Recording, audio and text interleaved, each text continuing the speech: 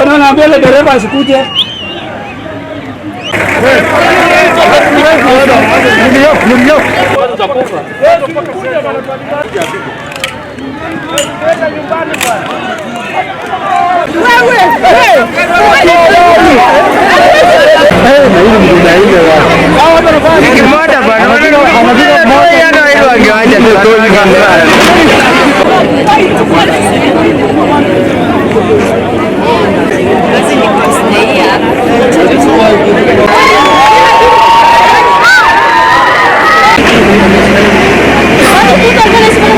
The County Security Committee in its meeting today has directed to vet all aliens from Burundi, Rwanda, Congo, and the community of Gisu, who have been all suspected to have been involved in this heinous crime of cannibalism and harvesting of organs, to be vetted afresh by the Sub-County Security Committee so that we know their intentions here in Kapenguria, Makutano, and Bendera areas. We respect the spirit of the East African cooperation. We have free movement of our people. However, all the suspects are from Uganda, from one community of Gisu, and therefore we are taking these stern measures to establish their stay here and the activities that they are involved. The prime suspects who have confessed to killing and eating the corpses were living along a road reserve within Bandera. Today, I have directed that this road reserve to be reclaimed, and we are going to flatten all those structures they were living in within Bandera by close of business today. We have also thwarted attempts by the youths who have planned to march to Kapenguria police station to free and unleash the suspected cannibals and to touch Kapenguria police station. We want to caution all the youths who were planning these criminal activities of touching police station. These are public utilities constructed by your taxes. The police station had nothing to do with the crimes committed by these suspects. I want to urge and caution all politicians who are inciting the youth to violence that they are going to face the full force of the law, and we are going to prosecute them. The government is committed to ensure justice for all the victims, and our prayers have been granted to hold the suspects for 21 days for further investigation. We are confident we have sufficient evidence to ensure that they are going to be convicted, and they will serve jail sentences in line with the law. On 11th June 2025, a report was made to Kapenguria police station of a missing child by one parent, Diana Cherop.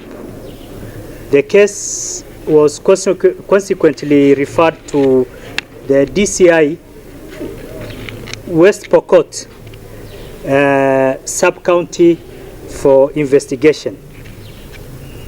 Thereafter, the investigation commenced and 3 suspects were initially summoned by the DCI and later released as investigation continued. On 1st July 2025, a mutilated body was found in a maize plantation with some body parts missing near the suspects' homes. The suspects' homestead. The remains were taken to Kapenguria morgue. A post-mortem was conducted that revealed the deceased to be one Brighton Kibet, who was the missing child, and later the body released to the family for burial. On 3rd of July, the security personnel and apparatus conducted an operation to arrest 4 suspects. An interrogation was carried out that led to arrest of 9 other suspects, totaling to 13 suspects who have been put in custody pending investigations. The available police records show we have so far 8 missing persons reported, 3 adults and 5 children. The preliminary investigation has shown and established that 6 of the suspects confessed to having killed 6 juveniles who have not yet been reported on an intention of organ harvesting and cannibalism. During our operation, members of the public have been very supportive and they have cooperated with the police. However, we have had cases of incitement by certain politicians that led to demonstrations and unrest. The suspect homesteads were torched, roads barricaded, wananchi demanding justice for the missing children and persons. We managed to address the members of the public and assured them of the government's commitment to ensure justice for the victims. Acting on intelligence, the National Police Service, supported by the Directorate of Criminal Investigations, intensified crackdown and managed to arrest 13 persons who are suspected and who are of Ugandan origin. The suspects are as follows. Number 1, Vincent Masika, aged 50 years. Number 2, Monica Chepto, aged 19 years. Number 3, Ruth Nalinda, aged 20 years. Number 4, Noel Kahwana, aged 14 years. Stephen Hamnu, aged 14 years. Wilson Poisho, aged 16 years. Brian Kibet, aged 19 years. Stephen Karanja, aged 15 years. Mother Cheyet, aged 15 years. Paul Nabui, aged 43 years. Emmanuel Ambale, aged 12 years. Leonard Ambalia, aged 10 years. And Stephen Powon Kapen, aged 55 years. They are all suspected of killing, eating, and disposing of corpses of their victims. After arrest of the suspects, members of the public who had earlier torched houses of victims staged a demonstration along Kitale-Lodwar Road and blocked the said road near Chester area.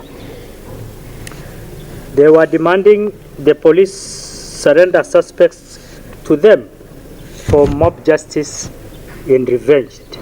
The irate members of the public also demanded that all Ugandan nationals leave West Pokot with immediate effect for feasting on their relatives, failure to which they will march the police station and take the suspects by force.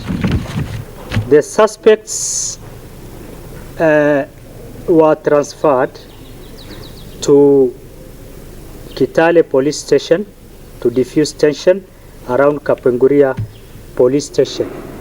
This morning, all the suspects appeared in court at Kitale Law Courts, and the magistrate granted the prosecution 21 days to complete their investigations. They have all been remanded at Kitale police station pending further court orders. We are liaising with the government chemist, the DCI, through the scenes of crime, have collected sufficient items that are going to be put into, subjected to forensic analysis to assist in ensuring we have sufficient evidence. It is true, we have gone through the debris. I'm not going to expose the details of what has been collected because this is an active case for fear, with interfering with investigations.